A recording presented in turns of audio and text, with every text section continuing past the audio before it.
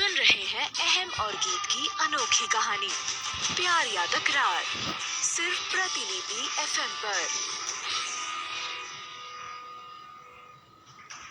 गीत जोर जोर से हाँफ रही थी। तभी उस आदमी की एक बार फिर आवाज सुनाई पड़ी, गीत तुम ठीक हो? हाँ मैं ठीक। इतना कहते हुए गीत ने जैसे ही उस आदमी की तरफ देखा, तुरंत चौंकती हुई बोली, अहम तुम? और फिर उसी समय समंदर के पानी का एक छींटा उसके चेहरे पर पड़ा और अगले ही पल वह जैसे नींद से जगी। उसने चौंकते हुए अपने आसपास देखा, लेकिन जहां अभी उसे अहम दिख रहा था, वहां अब कोई नहीं था। वह हैरान होते हुए खुद से बोली, मैं क्या सपना देख रही थी और अहम मेरे सपने में था? वह समझ नहीं पा रही थी कि वह उसके बारे में क्यों सोच रही थी। वही मुझे बचाने क्यों आएगा? फिर वह खुद पर हंसती हुई बोली, मैं भी ना क्या क्या सोचने लगी। वैसे अहम दिखने में तो अच्छा ही है, गलती भी मेरी ही थी। खैर मुझे उससे क्या। शायद मन में उसका चेहरा इसीलिए आया होगा क्योंकि उसने हॉस्पिटल में मुझे गिरने से बचाया था। तभी समंदर की एक लहर उसके पैरों को छूकर वापस लौट गई। गीत ने आसमान की तरफ देखा। काफी शाम हो चुकी थी। वह खड़ी होती हुई खुद से बोली, मुझे अब वापस लौट जाना चाहिए। वह अपने घर की तरफ वापस लौट गई। वहीं दूसरी तरफ अहम ध्रुव के साथ मीटिंग हॉल में पहुंचा। वहां इन्वेस्टर्स पहले से ही मौजूद थे। साथ ही वहां अहम का सबसे बड़ा बिजनेस राइवल रंजीत सेठी भी मौजूद था। इसे देखकर रंजीत के चेहरे पर एक कुटिल मुस्कान आ गई। तभी इन्वेस्टर्स का एक मेंबर खड़ा हुआ और बोला, मिस्टर अहम कपूर एंड मिस्टर रंजीत सेठी, जैसा कि सभी जानते हैं, आप दोनों की ब्यूटी प्रोडक्ट कंपनी मार्केट की टॉप लीडिंग ब्रांड है। इसीलिए हमें आप दोनों में से किसी एक को चुनना बहुत कठिन है। इसीलिए मैं चाहता हूँ कि आप दोनों अपने प्रोडक्ट्स के बारे में हमें बताएं, ताकि हमें किसी एक का चुनाव करने में आसानी हो। उनकी बात खत्म होते ही रंजीत सेठी तुरंत बोल पड़ा, सबसे पहले मैं अपने प्रोडक्ट के बारे में बताना चाहूंगा। फिर उसने अपने सेक्रेटरी की तरफ देखा। उसकी सेक्रेटरी ने तुरंत ही बड़ी स्क्रीन पर ब्यूटी प्रोडक्ट का प्रेजेंटेशन दिखाकर सभी इन्वेस्टर्स को समझाना शुरू किया। यह वही प्रेजेंटेशन थी जिसे अहम के ऑफिस से चुराया गया था। अहम बस शांति से बैठा प्रेजेंटेशन देखे जा रहा था। प्रेजेंटेशन खत्म होते ही सभी इन्वेस्टर्स उसकी तारीफ करने लगे। अहम ने भी तारीफ करते हुए कहा, मिस्टर सेक्रेटरी, सच में आपका प्रेजेंटेशन बहुत अच्छा था। लगता है आपने काफी तैयारी की थी। सेक्रेटरी कुछ कहता, उससे पहले ही रंजीत बोल पड़ा, मिस्टर अहम कपूर, तारीफ के लिए धन्यवाद। अब आप अपना प्रेजेंटेशन शो कर सकते हैं। अहम ने इन्वेस्टर्स की तरफ देखते हुए कहा, हमारे पास कोई प्रेजेंटेशन नहीं है। क्या? ये कैसी बातें कर रहे हैं मिस्टर अहम? फिर आपने हमारी मीटिंग रखी ही क्यों?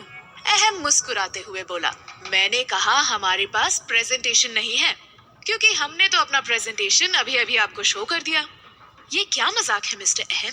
लगता है आप लोग अभी भी नहीं समझ पाए। ठीक है, मैं आपको समझा देता हूँ। कहते हुए अहम ने एक पतली सी फाइल अपने सूट के अंदर से निकाली और इन्वेस्टर्स की तरफ बढ़ा दी। इन्वेस्टर्स ने जब फाइल को देखा तो वो हैरान रह गए। वो सभी रंजीत सेठी की तरफ देखने लगे।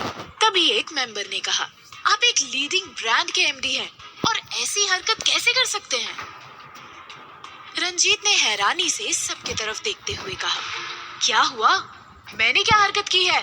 तभी अहम ने हंसते हुए कहा, इसमें मिस्टर रंजीत सेठी की कोई गलती नहीं है। शायद इन्होंने जिस लड़की को मेरे ऑफिस में चोरी करने भेजा था, वह जल्दबाजी में इस ब्यूटी प्रोडक्ट के पेटेंट वाले फाइल को कॉपी करना ही भूल गई। रंजीत ने गुस्से में खड़े होते हुए कहा, मिस्टर अहम कपूर, झूठा इल्जाम लगाना बंद कीजिए। हमारे पास भी है इस प्रोडक्ट का पेटेंट। कहते हुए उन्होंने अपनी वाली पेटेंट फाइल इन्वेस्टर्स की तरफ बढ़ाई। इन्वेस्टर्स ने उस फाइल को देखते ही कहा, इसमें तो कपूर इंडस्ट्रीज का नाम लिखा है। रंजीत ने चौंकते हुए कहा, क्या? उसने तुरंत पलटकर सेक्रेटरी की तरफ देखा। उसने मासूम सा मुंह बनाकर दबी आवाज में कहा, सॉरी सर, शायद जल्दबाजी में न्यू वाला पेटेंट डालना भूल गया। तभी अहम ने मजाक उड़ाते हुए कहा, चोरी करने के लिए भी दिमाग का होना जरूरी है मिस्टर सेठी, आगे से ध्यान रखिएगा। रंजीत के पास कहने को अब कोई शब्द नहीं बचा था। उसने अपने सेक्रेटरी को वहाँ से चलने का इशारा किया और फिर वहाँ से निकलते हुए अहम से कहा, मिस्टर कपूर, मैं इस बेइज्जती को नहीं भूलूंगा, याद रखिएगा। वह गुस्से में वहाँ से निकल गया। अहम और ध्रुव के चेहरे पर अब मुस्कान थी। अहम की सूझबूझ से इन्वेस्टर्स के साथ उनकी डील भी फाइनल हो गई।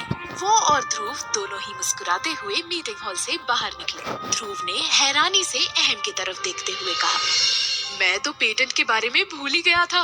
अहम मुस्कुराते हुए बोला, वो सब छोड़, आज मैंने हमारी डील क्रैक होने की खुशी में एक पार्टी रखी है।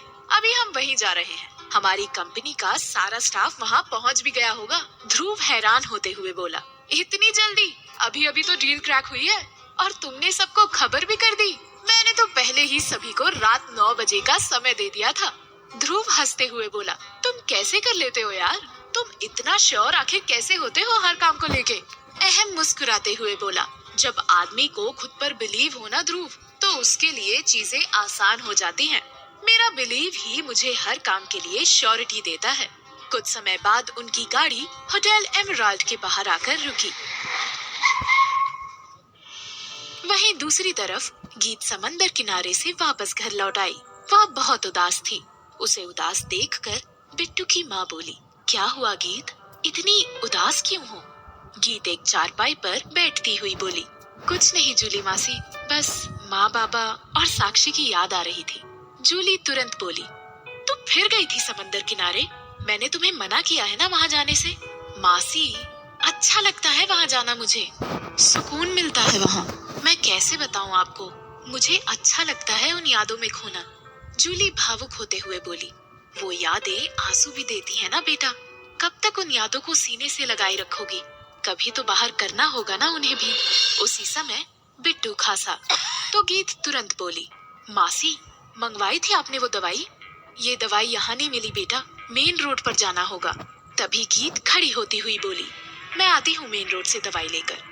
वह तुरंत ही बस्ती से निकलकर मेन रोड पर मौजूद एक दवाई की दुकान की तरफ बढ़ी।